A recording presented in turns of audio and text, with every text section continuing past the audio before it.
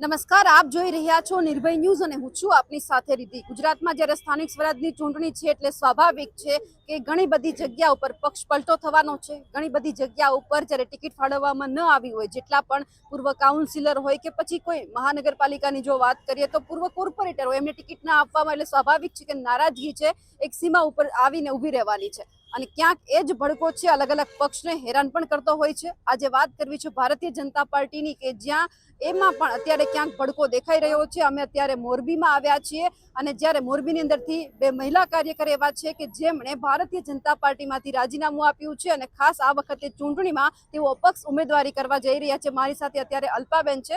અલ્પાબેન, કયા હોદ્દા ઉપર તમે હતા અને હવે તમે ભારતીય જનતા પાર્ટીમાંથી રાજીનામું આપ્યું છે, કારણ શું છે? મોરબી શહેર મહિલા મોરચાની પ્રમુખ તરીકે મેં ફરજ બજાવેલી છે। 2 વર્ષ મેં કાર્યકર્તા તરીકે ફરજ બજાવેલી છે। જ્યારે મોરબી આખા મોરબીની અંદર મારી લોકચાના 10 વર્ષથી આ મોરબીની અંદર એક સેવાકીય પ્રવૃત્તિ, જેની નોંધ દિલ્હીમાં શ્રી શક્તિ કાર્યક્રમમાં હોટલ તાજ પેલેસમાં રાષ્ટ્રપતિની હાજરીમાં મને સન્માન મળેલું છે। તો જેની નોંધ ખાલી વિસ્તાર વાઇઝ નહીં, આખા મોરબીમાં મારી લોકચાહના છે।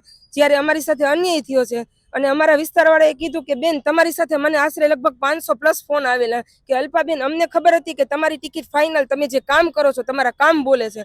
રાત્રે 2-2 વાગે ચાલુ વરસાદે મેં કામ કરાવેલા છે। ત્યારે અમારા વિસ્તારના બધાનું એવું કેવું હતું કે અલ્પાબેન, તમે અપક્ષ ઉમેદવારી નોંધાવો। જ્યારે મેં વોર્ડ નંબર 7માં અપક્ષ ઉમેદવારી નોંધાવેલી છે અને 2 વર્ષ પહેલા મેં મોરબીની અંદર ડ્રગ્સ મારફત ટીકડા પકડાવેલા છે, જેની નોંધ અત્યારે જે કાંતિભાઈ અમૃતિયાએ લીધેલી છે અને એને મારા માટે એક વિડીયો પણ બનાવેલો છે અને ઝાંસીની રાણીનું મને બિરુદ આપેલું છે। ભાજપમાંથી રાજીનામું આપ્યું? હા, ભાજપમાંથી મેં રાજીનામું આપી દીધું છે। તો મનાવવાના કોઈ પ્રયત્ન થયા? ફોન કોલ્સ આવતા હતા, પણ અમારે તો એક જ ધ્યેય હતો કે ભાઈ, અમારે લડવું છે ને પ્રજાના કામ કરવા છે।